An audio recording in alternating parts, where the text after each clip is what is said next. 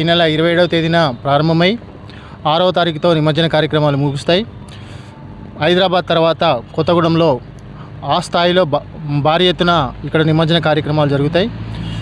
ఆ రోజు సాయంత్రం 4 గంటలకు ప్రకాశం స్టేడియంలో ప్రత్యేక పూజల అనంతరం శోభాయమానంగా సూపర్ బజార్ సెంటర్లో ఉన్నటువంటి వేదిక వద్ద గణేశుడు ప్రత్యేక పూజలు అందుకొని అక్కడి నుంచి భద్రాచలం వెళ్తాడు. ఈ యొక్క కార్యక్రమాన్ని విజయవంతం చేయాల్సిందిగా ప్రజలకు విజ్ఞప్తి చేస్తూ ఉన్నాం.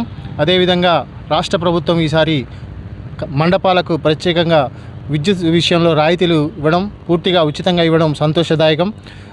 కొత్తగూడెం గణేష్ ఉత్సవ కమిటీ తరఫున రాష్ట్ర ప్రభుత్వానికి కృతజ్ఞతలు తెలియజేస్తూ ఉన్నాం.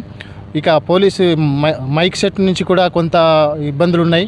1500 రూపాయలు కట్టాలి ప్రతి మండపానికి అని కొంత తలకమించిన భారంగా ఉంది మండపాలకి. ఈ విషయంలో కూడా రాష్ట్ర ప్రభుత్వాన్ని ఎగ్జంప్షన్ ఇవ్వాల్సిందిగా కోరుతూ ఉన్నాం. ఇకపోతే కొత్తగూడెం నిమజ్జన కార్యక్రమం మరి రాష్ట్రంలోనే హైదరాబాద్ తర్వాత ఆ స్థాయిలో కొత్తగూడెం జరుగుతాయి కాబట్టి శాంతి భద్రతల విషయంలో కానివ్వండి, ఇంకా ఇతరత్ర విషయంలో కానివ్వండి, ప్రజలు పూర్తి సహాయ సహకారాలు కమిటీకి అందించాల్సిందిగా విజ్ఞప్తి చేస్తున్నాం. ఎక్కడైనా ఏమైనా సమస్యలు ఉంటే మా దృష్టికి తీసుకురావాల్సిందిగా విజ్ఞప్తి చేస్తూ ఉన్నాం. बोलो गणेश महाराज की जय। जय गणेश जय बोलो गणेश महाराज की जय। जय।